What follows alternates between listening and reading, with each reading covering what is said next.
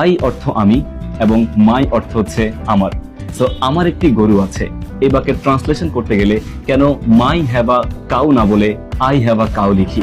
So এটা জানার জন্য আমাদেরকে সাবজেক্টিভ, অবজেক্টিভ এবং ইংলিশের পজেসিভ ফর্ম সম্পর্কে জানতে হবে। চলো দেখিয়ে দিই তাহলে। সো সাবজেক্টিভ ফর্ম যদি বাক্যের সাবজেক্ট পজিশনে বসে, অবজেক্টিভ ফর্ম যদি বাক্যের অবজেক্ট পজিশনে বসবে, এবং পজেসিভ যদি কোনো অধিকারবাচক কোনো শব্দকে বুঝিয়ে থাকে। সো একইভাবে আমরা যদি দুটো এক্সাম্পল খেয়াল করি, যে মাই হ্যাভ আ কাউ, এক্ষেত্রে মাই এটি কিন্তু সাবজেক্ট পজিশনে বসেছে।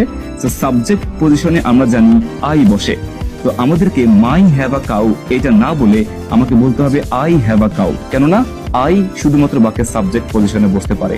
যদি এই শব্দটা পজেসিভ ফর্ম অর্থাৎ বাক্যের শেষে গিয়ে বসতো, তাহলে আমি মাই কাউ বা মাই হ্যাভ আর মাই দিয়ে কোনো কিছু বলতে পারতাম।